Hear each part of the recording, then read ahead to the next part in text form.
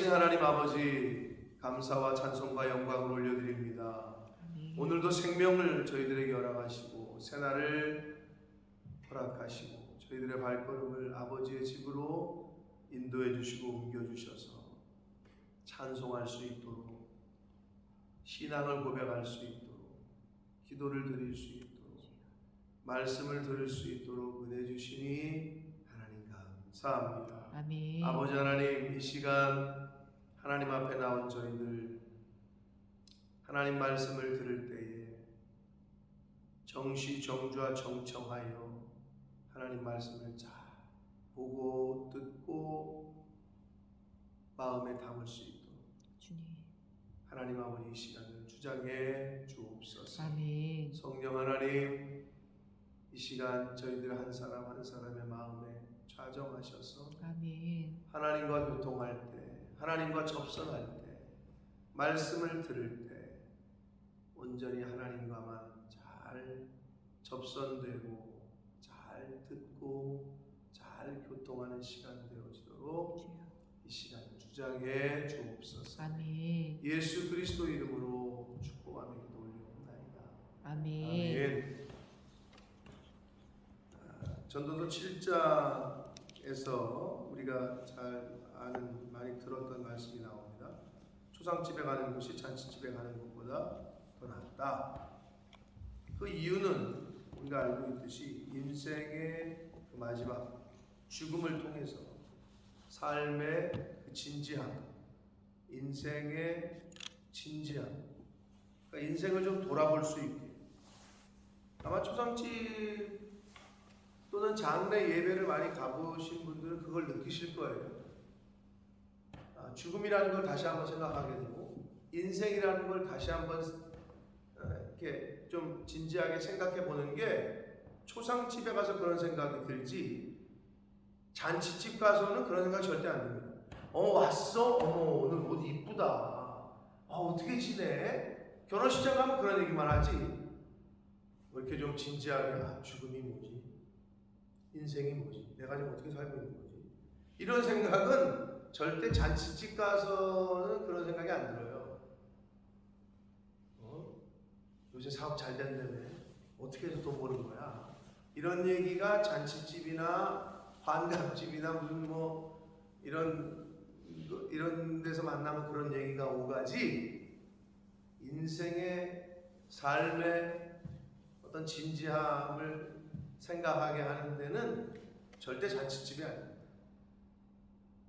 초상집이나 장례 예배, 하관 예배, 입관 예배, 발인 예배, 이런 데를 참석을 하면은 달라져요.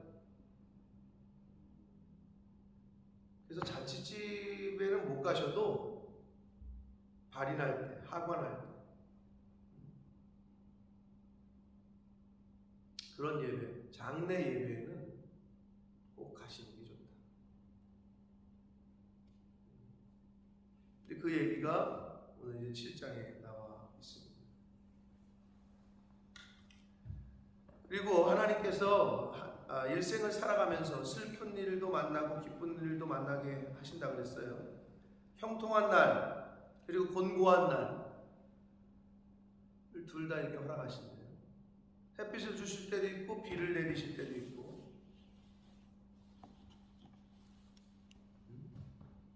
지금 대한민국이 장마 때문에 난리가 났죠. 도심 전체가, 강남이 거의 도로에 차가 다 잠길 정도로, 심지어 못 빠져나와가지고 죽은 사람이 있대요. 문이 안 열리니까 물은 차고, 갑자기 폭우가 쏟아져가지고 한 400mm 이상이, 쉽게 말하면 물폭탄이 쏟아져서, 그것도 강남 일대에, 서울에. 어제 올라온 소식들 보니까 산 밑에 있던 학교들은 죄다 산사태를 당해서 서울대학교 완전히 그냥 물이 그냥 강의실, 계단, 우리 제가 나온 성결대학교도 산 밑에 있기 때문에 교수 연구실 막 진흙바닥이 되고 난리가 났더라고요. 한마디로 전쟁터 같아, 전쟁터. 지금 강남이 그렇습니다. 그래서 제가 하나님이 또 물을 이렇게 많이 들이셔서 또 여러 가지를 생각하게 하시는구나. 죽은 사람도 많고. 그러니까 이렇게 형통한 날도 있고 어려운 날을 주시는 이유는 인간으로 하여금, 사람으로 하여금 그 장래일을 헤아려 알지 못하게. 그러니까 인간이 이렇게 연약하고 내일 일을 네가 알 수 없다. 이런 거를, 그런 일을 당하면, 아니 출근할 때 차가 강남 대로 한복판에서 물에 잠길 줄을 누가 생각을 해요? 심지어는 빌딩 1층이 그런 정도 되니까 빌딩에 고립이 되는 거예요. 집에 못 가고 꼭대기 층에 있는 사람. 아니 재난이지 재난. 오늘 아침에 출근할 때, 그날 아침에 출근할 때도 몰랐을 거라고 그 사람. 오늘 말씀이 딱 그 말씀이에요. 장래일을 너희가 알 수 없게 하시기 위해서 재난도 주시고 형통한 날도 주신다. 그럼 그걸 인정하고 하나님 앞에서 겸허하게 겸손하게 살아야 되는데 왜 그게 그렇게 안 되는지. 그리고 어떨 때 안 돼? 내가 직접 경험하기 전까지는 안 돼. 네?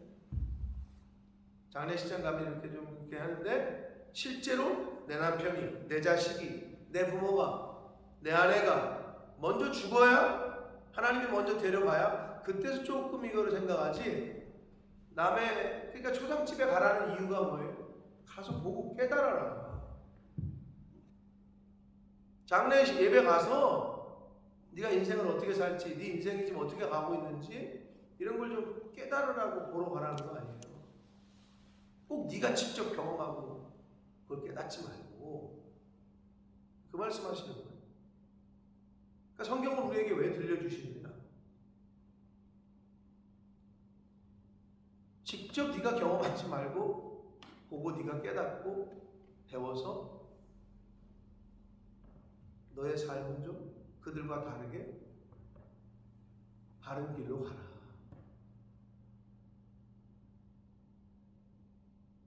근데 우리가 직접 매 맞기 전에는 왜 그게 그렇게 안 되는지. 그래도 감사하죠. 매라도 때려주십니다. 그건 포기하지 않으셨다는 거예요. 하나님 포기하지 않으셨다. 포기했으면 우리가, 여러분 왜 사랑의 반대말이 무관심이에요? 여러분 관심이 없으면 권면도 안 해요. 그냥 그래 넌 그렇게 살아. 그냥 무관심해버리지. 그러건 말건. 그 사랑의 반대말은 그래서 무관심인 거예요. 오늘 여기도 나오네. 지혜자의 저기를 듣는 것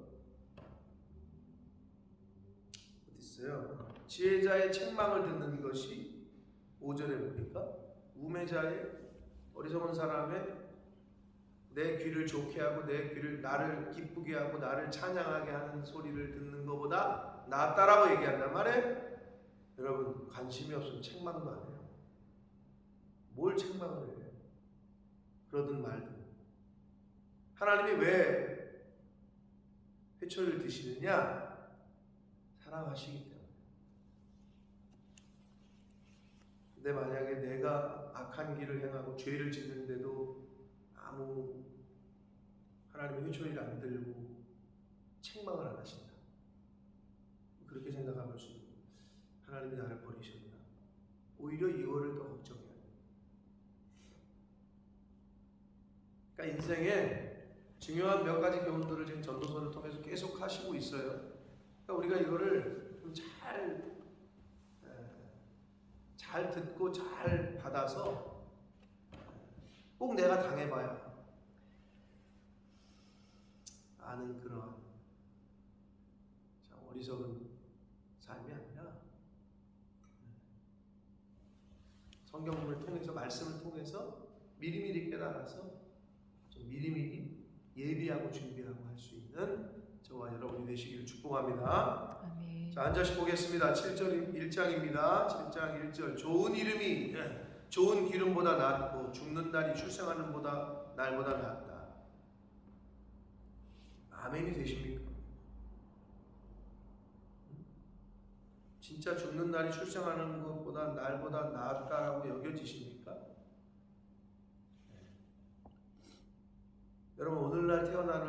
태어난 아이들 받은 축하해 줄 일이지만 죄송하지만 그 아이들이 앞으로 살아갈 세상은 저와 여러분이 살아온 세상보다 더 어지럽고 더 힘든 세상을 살 겁니다. 경제가 발달하고 문화가 발달하고 사는 모양이 초가삼간이 아니고 좋은 거 먹고 사는 거 그럴 수 있어요. 그러나 그들은 더 힘든 세상을 살 겁니다. 말세에는 잉태되지 않으면 해가 복되되잖아. 전쟁이 되면 부녀자들과 아이들이 제일 불행하다고 말씀을 드리는데 성경에도 그렇게 말씀하셔요. 말세에는 잉태되지 않은 태가 더 복되다. 그러니까 죽는 날이 출생하는 날보다 낫다. 그런 의미에서 말씀을 하는 거고, 좋은 이름이 좋은, 여기서 좋은 이름은 사람은 죽어서 이름을 남긴다 그랬죠. 어떤 명예, 명성 이런 걸 말합니다. 좋은 기름은 물질적 풍요를 말하는 거예요. 그러니까 물질이 많은 것보다 명예를 얻는 것이 더 낫다라는 거예요. 그래서 우리가 인생을 살면서 더 나은 것을 오늘 성경에서 잘 말씀을 해주는데, 이게 히브리어로 토브라는 낫다라고 번역한 말이 9번이나 반복이 돼요. 그러니까 이것이 이것보다 낫구나, 이게 저거보다 낫구나, 이런 거를 오늘 잘 말씀을 해주니까 도대체 어떤 게 더 나은 거요? 잘 분별하지 못한다면 여기서 말씀하는 딱 구별을 해주세요. 구분을 잘 들으시고 잘 가슴에 새기셔서 나은 인생을 사시라고. 나은 인생을 살아야지 자꾸 더 나쁜 거를 선택하고 살면 어떡하자는 거예요. 분명히 여기서 이게 더 낫다라고 얘기해 주는데, 그럼 그 길을 따라가야 되는데 자꾸 더 나쁜 쪽을 선택을 하니 이게 안타까워요. 어디 무엇이 더 낫다고 하시는지 같은 단어를 9번이나 반복을 하시면서 강조를 하셔요. 보겠습니다. 2절, 초상집에 가는 것이 잔치집에 가는 것보다 낫다. 네, 이 말씀을 드렸어요. 왜 그런지를. 모든 사람의 끝이 이와 같이 안 죽는 사람이 있어. 다 죽잖아. 한 번 죽는 것은 사람에게 정한 것이라고 하나님이 아예 정해 놓았기 때문에, 그런 의미에서 초상집을 가야 인생의 여러 가지 의미를 깨달을 수 있다. 산 자는 이것을 그의 마음에 두어라. 저와 여러분 살아있잖아요 지금. 그럼 어떻게? 초상집에 자주 가라는 거예요. 그게 여러 가지로 유익이죠. 인생의 어떤 내 인생의 어떤 의미를 깨닫는 것도 깨닫는 거지만, 여러분도 느끼시지만 사람이 슬픔을 당하고 어려움을 당했을 때 도와주는 사람의 기억이 오래 남지, 잔치집에 가가지고 왔어 나중에 기억도 못해요. 그거는 사진으로 찍어서 너 왔었니 이때? 왜 나는 널 못 봤니? 이렇게 되는 거예요. 그런데 만약에 진짜 장례식장이나 아니면 정말 힘든 어려움을 당했을 때 찾아간 거는 그건 기억에 남는 거죠. 반대로 안 온 사람을 더 잘 기억하죠. 그때 오시지도 않았잖아요. 이렇게 그 많은 사람들 중에 그걸 기억을 한다. 인간이 그래. 그런 의미에서도 이전의 말씀은 맞는 말씀입니다. 3절, 슬픔이 웃음보다 나음은 얼굴에 근심하는 것이 마음에 유익하기 때문이다. 이걸 한글로 읽으면 좀 그런데요, 이게 여기서 얼굴에 근심이라고 하는 것은 인생의 어떤 진지함, 그러니까 인생을 좀 진지하게 생각하며 사는 사람들이, 여기서 웃음은 경박한 유흥을 상징해요. 그냥 즐기고, 야 인생 뭐 있니? 그냥 즐겨. 야 오늘 그냥 먹고 죽자. 이렇게 하는 사람들보다 인생을 좀 진지하게 생각하는 사람이 더 낫다라고 얘기하는 거예요. 4절 봅니다. 지혜자의 마음은 초상집에 있으되 우매자의 마음은 혼인집입니다. 네. 2절과 연관이 되는 말씀이죠. 그러니까 지혜로운 사람의 마음은 초상집에 있고 어리석은 사람은 혼인 잔치집에, 야 그 집 거기 가서 뭐 좀 먹을 게 있다, 떨어질 게 있으니 글로 가자, 뭐 이렇다는 거죠. 5절 봅니다. 지혜로운 사람의 책망을 듣는 것이 우매한 자들의 노래를 아첨하고 위로하는 것, 거짓된 위로를 듣는 것보다 더 낫다. 그러니까 여러분 책망을 즐겨 듣는, 잠언에도 비슷한 말씀이 계속 나옵니다.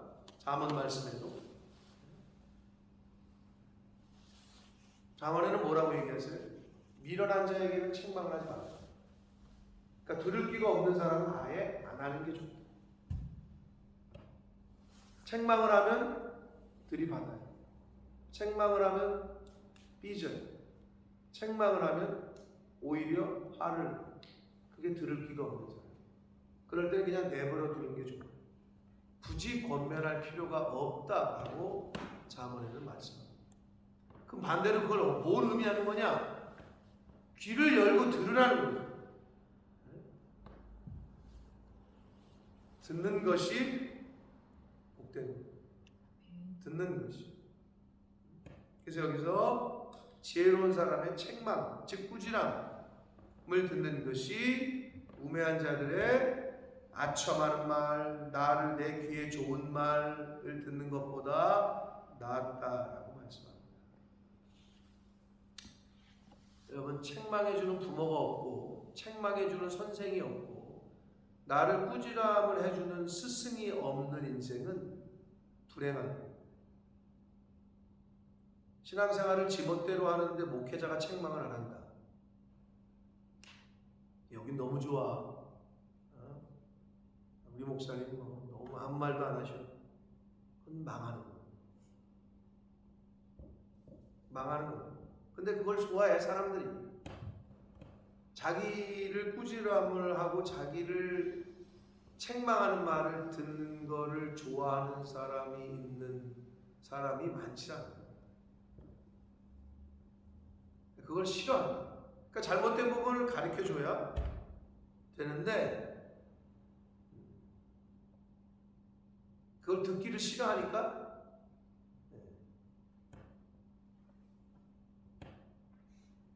그래서 실제로 한국교회에서 그런다니까요. 설교에 가이드라인을 준다니까. 말이 돼요, 원장님? 말이 되냐? 안 되죠. 장로들이 이런 설교를 하시면 안 되고요. 이런 거는 좀 안 되고. 콩가루 시간이 다 간 거지. 그 누구야? 하나님 앞에. 하나님 이거는 안. 그러니까 끝까지 간 거야. 제가 볼 때는 마지막까지 갔어. 근데 그게 어디서부터 왔어? 자기들이 뽑았다라는 그 생각 때문에 온 거야. 하나님이 보내신 사자다. 어디 그런 생각을 해 감히. 목사님은 하나님의 말씀을 대언하는 대언자다. 상상을 할 수가 없죠. 그런 생각 자체를. 근데 설교를 끝나고 났더니 목사님 이렇게 좀 약간 책망하는 설교는 안 하고 우리는 축복하는 거를 좀 좋아한다. 실제로 그렇게 얘기한대요. 주변에서 선후배들이 얘기를 해. 너 부임하잖아. 야 이게 이렇게 돼. 아유 내 그 소리 듣고 야 진짜 만약에 내가 부임했는데 그거를 저걸 그러니까 개척을 해가지고 자기가 이렇게 쌓아간 교회는 절대 그렇지 않죠. 그런데 부임을 한 교회는 컨트롤을 하려고 한다. 그러니 그게 그 교회에 성령이 계실까라는 생각을 하게 됩니다. 감히. 그런 얘기를 들으면 막 회의가 느껴지고. 책망은 싫다는 거죠. 네, 여러분 성령의 책망, 스승의 책망, 부모님의 책망, 목회자의 책망을 잘 듣는 것이 복입니다. 더 낫다라고 말씀합니다. 6절 봅니다. 우매한 자들의 웃음소리는 솔 밑에서 솥 가마솥을 불 쏘시게 해가지고 불을 가마솥에 여물, 소여물이나 가마솥 밥을 해보셨는지 모르겠는데 아무튼 솥 밑에서 불쏘시개를 눕는단 말이에요. 그때 장작이나 불쏘시개, 뭐 숯이나 이런 게 없을 때 대용하는 눕는 것이 가시나무였어요. 이게 마른 가시나무가 잘 타요.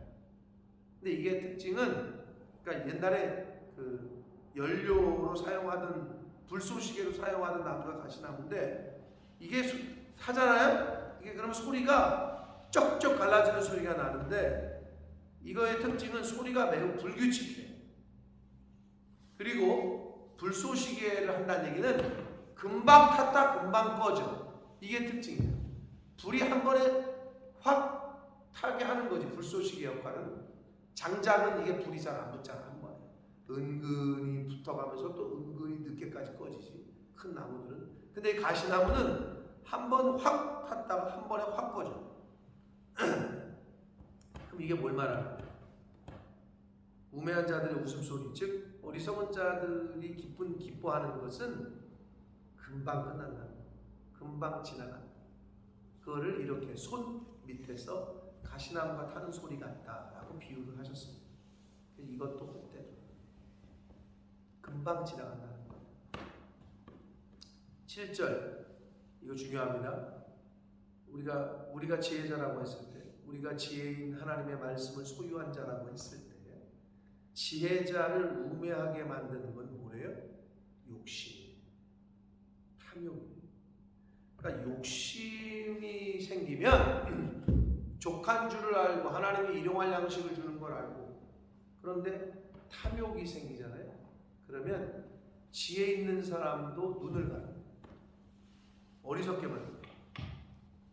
그게 특징.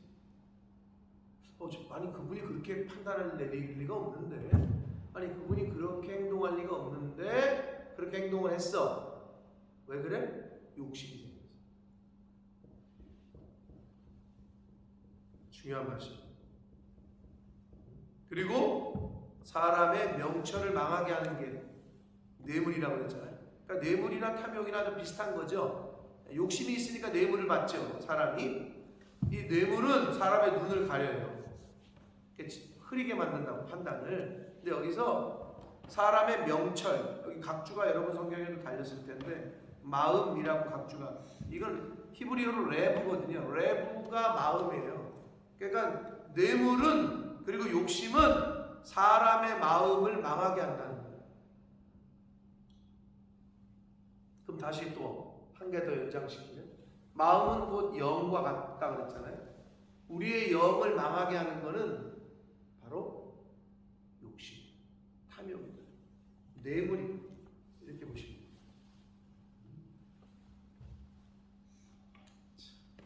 근데 실제로 그렇잖아요. 뇌물을 받으면 판결이 굽어요. 유죄인 사람이 무죄가 되게 하고 무죄인 사람을 유죄로 만드는 것이 뇌물입니다.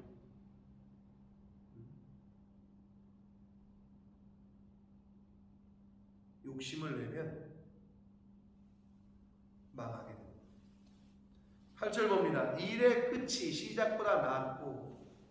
이 말이 뭔 말이에요? 시작은 사람들이 다 잘해. 여러분 새해 돼봐. 결심은 다 해.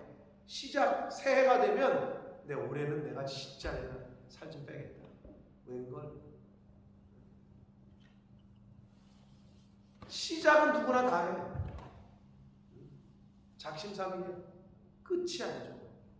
끝까지 가지를 못해.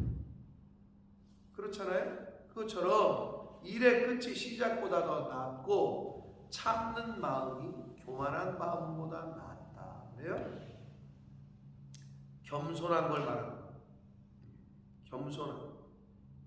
근데 여기서 교만한 마음은 하나님의 섭리를 기다리지 않고 자기중심적으로 사고하는 것. 이게 교만이거든요. 그러니까 하나님 말씀에 순종해서 겸손한 마음이 자기중심적으로 하나님의 섭리를 기다리지 못하고 자기가 주인 되는 그런 교만한 마음보다 더 낫다라고 말씀합니다. 시작은 했는데 결과를 끝을 보는 인생이 드물어요. 왜 그래요? 인내하지 못하기 때문에. 왜 그래요? 참지 못하기 때문에. 그래서 끝을 못 봐요. 시작을 하는데 결과를 못 내는 인생들이 많다. 9절 봅니다. 급한 마음으로 노를 말하지 말라. 노는 우매한 자들의 품에 머무르니라. 어리석은 자들의 마음에 있는 것이 노래요. 여러분 실제 있었던 일이랍니다. 미국에서 어떤 남자가 이혼하고 애를 혼자 키우는데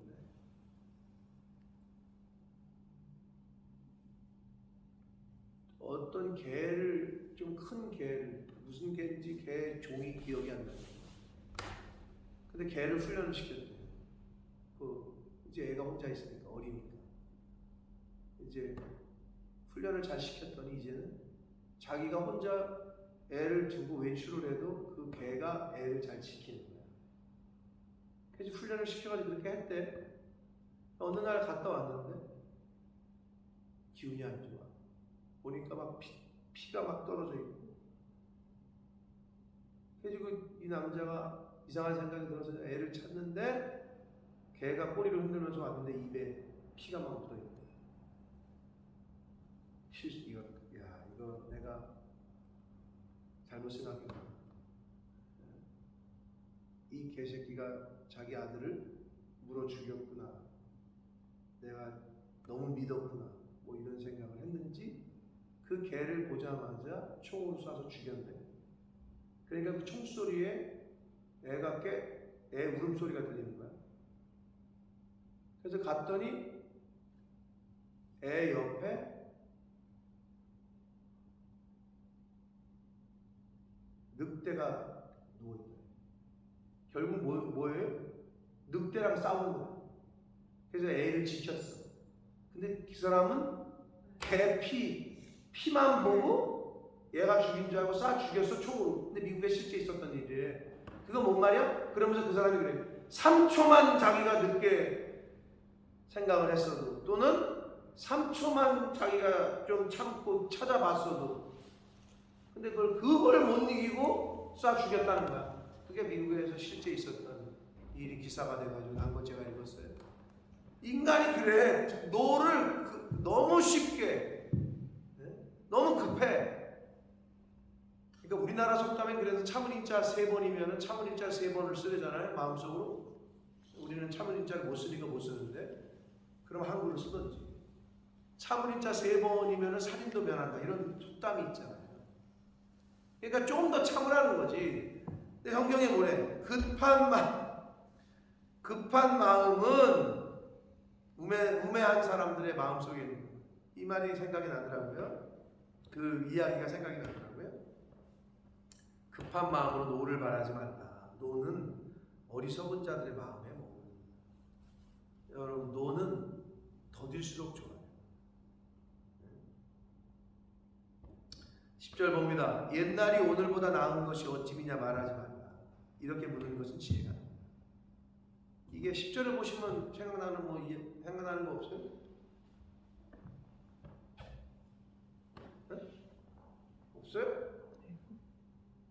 옛날이 더 좋다라고 말하는 거? 애굽. 네? 이스라엘 백성이 애굽이 더. 네, 출애굽해서 이 멍청한 인간들이 우리 옛날에 그 노예 생활할 때가 더 좋았다. 이러니 아이고, 어리석은 거지. 근데 우리는 없어요? 혹시 여러분, 저와 여러분은 없어요? 아유, 옛날이 더 좋았는데 라는 얘기를 지금 한다.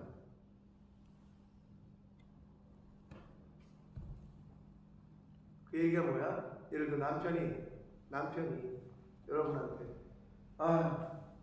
20년 전에 김현숙이 좋았는데 이런 얘기를 한다. 지금은 아이고, 그러면서 아래에 훑어본다. 기분 좋겠어요? 그 얘기가 똑같은 거야. 자꾸 옛날을 그러니까 성경은 미래적 영감으로 살게 하는 거지, 과거를 회상하면 왕년에 말하는 사람들, 내가 왕년에, 근데 지금은 지불도 없으면서 맨날 그 얘기만, 과거의 추억을 먹고 사는 사람들이 있어. 현재가, 우리가 그런 말 하잖아요. 현재는 과거에 내가 만든 게 현재다라고 얘기하잖아요. 그럼 미래는 어떻게 해? 현재 내가 만들 게 미래야. 그럼 현재 내가 앞으로, 그러니까 기독교는 과거를 묻지 마세요. 야, 네가 죄인이었든 뭐였든 지금 네가 예수 믿고 회개했으면 앞으로가 중요한 거야. 근데 자꾸 옛날 얘기를 하고 앉았어. 어떡하자는 거야? 옛날에 네가 잘 살았어. 지금 그진데 어떡하겠다는 거야. 네?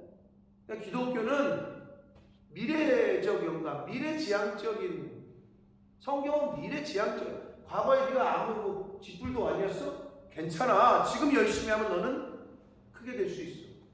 이렇게 나가야 되는데 자꾸 옛날 얘기만 하고 앉았어. 그 얘기를 하는 겁니다 지금.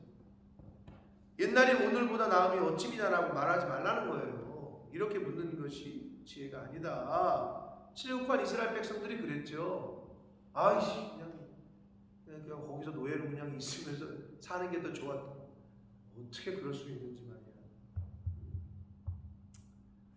11절 봅니다. 지혜는 유산같이 아름답고 햇빛을 보는 자에게 유익이 된다. 햇빛을 보는 자라는 말은 살아있는 자에게 유익이 된다는 거예요. 뭐가? 지혜가. 그렇죠.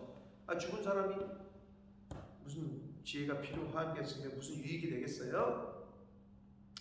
지혜가 유산같이 아름답다. 진짜 여러분, 저와 여러분이 유산으로 우리 다음 세대에게, 자녀들에게 물려줄 거는 지혜다.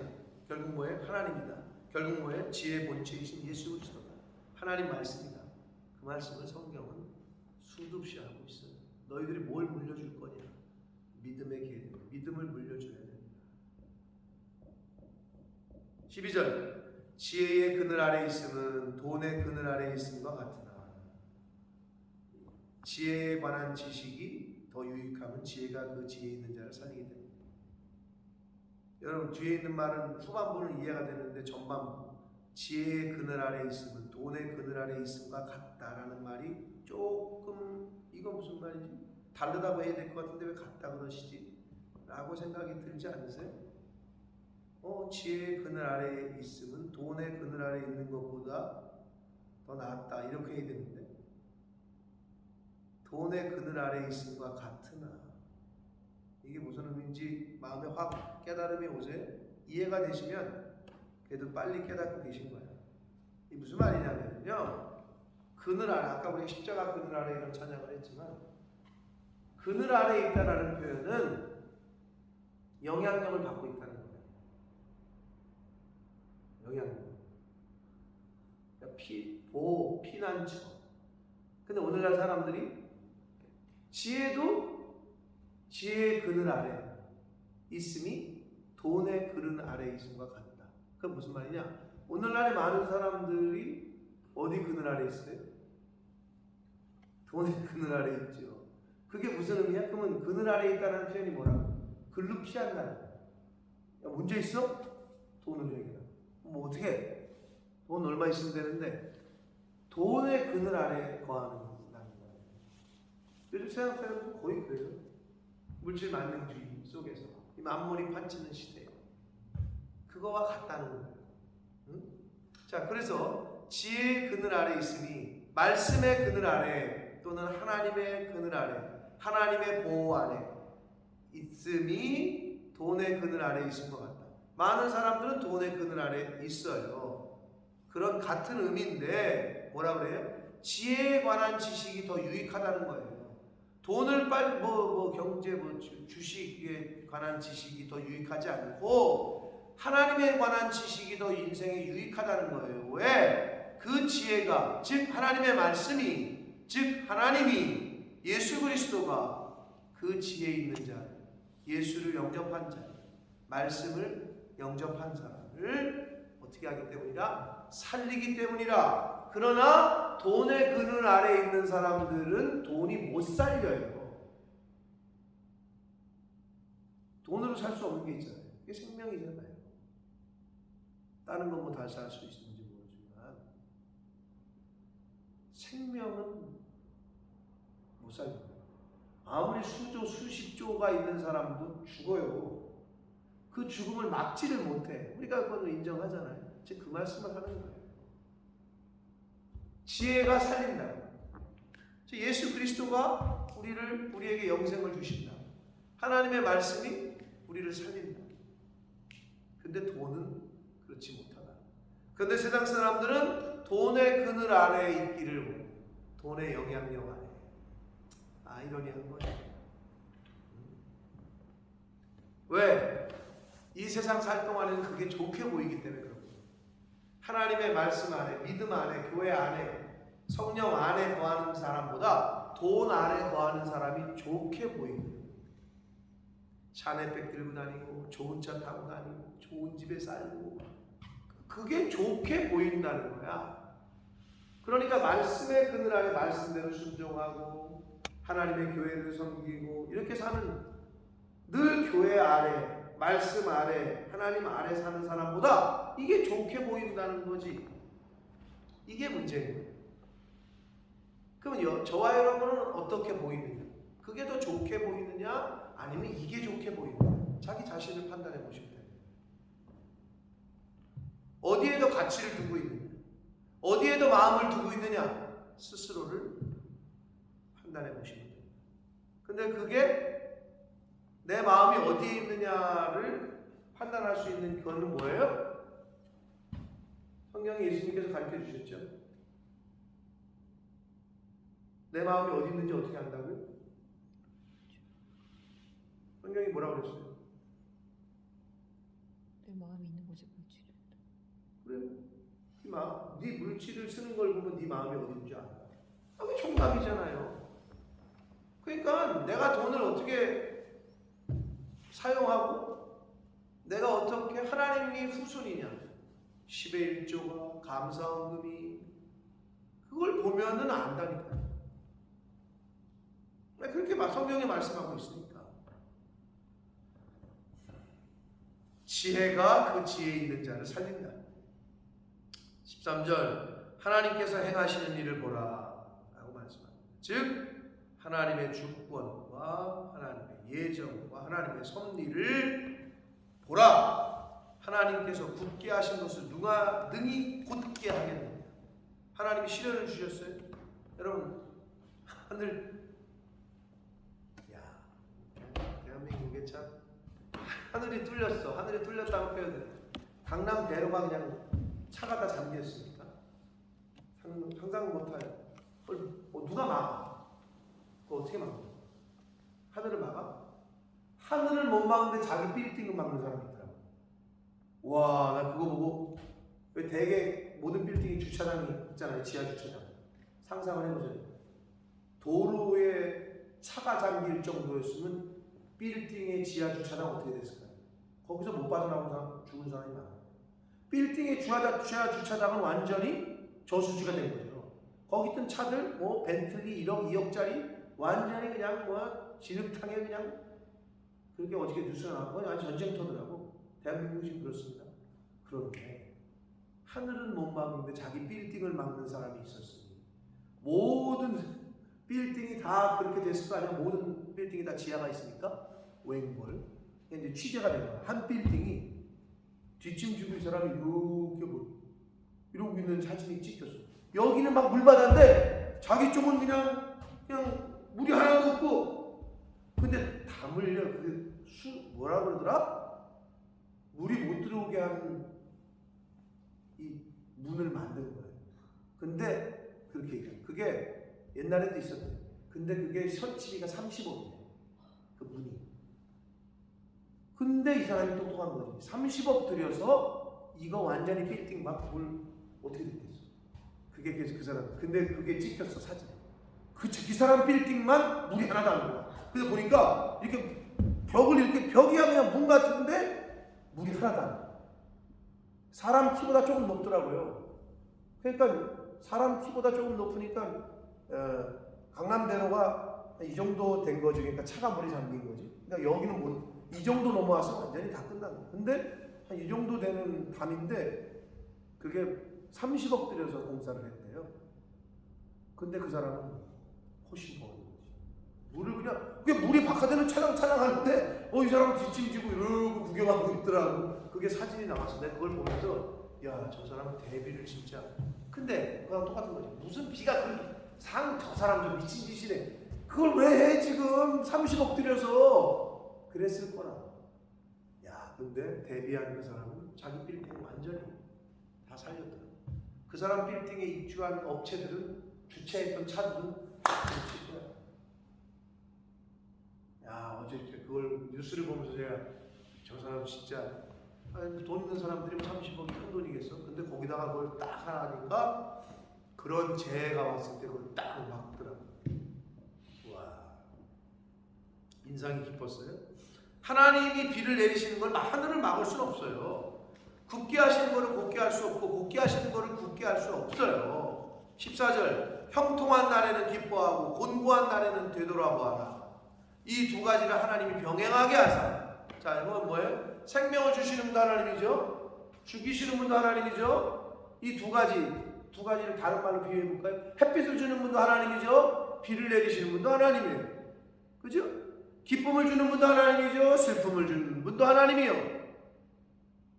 빛을 주는 분도 하나님이요. 어둠을 주는 분도 하나님이요. 다야 다. 그 하나님이 이 두 가지를 병행하게 하신대. 인생 가운데. 왜? 그 이유를 뭐라고 적었어요? 그의 장래일을 능히 헤아려 알지 못하게 하신다. 그 말은 뭔 말입니까? 너희를 나만이 지으라. 너네 인생의 주인은 나다. 너희들의 인생의 주권자는 나다. 승우로 말하면 승우가 경기에 뛰게 하는 날도 있고 경기에 못 뛰는 날도 있겠죠? 근데 승우 생각엔 그렇게 생각이 있겠죠? 저 감독이 지금 나를 갖다가 장난치는 거야. 어느 때는 벤치에 앉혔다가 어느 때는 경기를 뛰게 했다가 어느 때는 아예 명단에도 못 들어게 했다가. 그런데 그거는 다 누구의 배후에 있는 거야? 하나님이 하시고자 하면 그건 막을 자가 없는 거야. 네? 하나님이 만약에 진짜 양승우를 EPL 선수로 스카우트 한 사람 눈만 뒤집어 놓으면 돼. 야, 쟤를 왜 여기 아직도 여기 있었지? 구단에다가 얘 써야 된다. 그럼 끝나는 거야. 한 사람만 눈만 뒤집어 놓으면 끝나는 거야. 하나님이 그걸 못 하시겠냐고. 그거를 준비시키고 있는 거다. 여러분 똑같습니다. 우리 인생은 이 얘기를 전도서의 말씀이 참 오늘 말씀 여러 가지 귀한 말씀을 교훈을 주시는데 능히 우리가 우리의 장래일을 헤아려 알지 못하게 하려 하신다. 이 말은 뭐예요? 야, 내가 네 인생의 주인이야. 내가 지금 너를 핸들링하고 있어. 이거를 우리가 믿고 겸손하게 하루하루를 살면 우리 그뿐이다. 하나님이 슬픔도 주시고 기쁨도 주신다고 말씀하셨어요. 하나님이 낫게도 하시고 하나님이 치시기도 하시고 싸매기도 하시고 병도 주시고 그 하나님의 주권을 인정하는 그분 앞에 늘 겸손한 범사에 감사하는 그렇게 살아가는 저와 여러분 되시길 축복합니다. 아멘. 더 나은 것을 선택하며 살아가는 오늘 하루 그리고 남아있는 인생이 되시길 예수 그리스도 이름으로 축복합니다. 아멘. 살아계신 하나님 아버지 감사와 찬송과 영광을 올려드립니다. 아멘. 아버지 감사합니다. 오늘도 저희들에게 생명을 주셨고 새날을 허락하셨고 하루를 시작하며 찬송하게 하시고 기도하게 하시고 말씀을 듣게 해주시니 아버지 감사합니다. 아버지 하나님 우리 인생을 살면서 여러 가지를 선택해야 될 때 어떤 게 나은 건지 모를 때 아버지 더 나은 인생을 선택할 수 있도록 주여. 하나님의 말씀을 늘 귀를 기울이고 늘 눈으로 하나님의 말씀을 잘 읽어서 하나님의 말씀을 잘 읽고 듣고 배워서 더 나은 인생 하나님이 말씀하신 그 길을 선택하며 걸어가는 저희들 될 수 있도록 하나님 은혜 내려 주옵소서. 아멘. 십자가 그늘 아래 지혜의 그늘 아래 머무는 저희들 될지어다. 돈의 그늘 아래 그의 돈의 영향력 아래 머물러서 어리석은 인생 어리석은 삶을 살다가 그 끝이 망하는 인생 되지 아니하도록 주여. 성령 하나님 지혜의 영 성령으로 함께하여 주옵소서. 아멘. 예수 그리스도 이름으로 축복하며 기도 올리옵나이다. 아멘. 하늘에 계신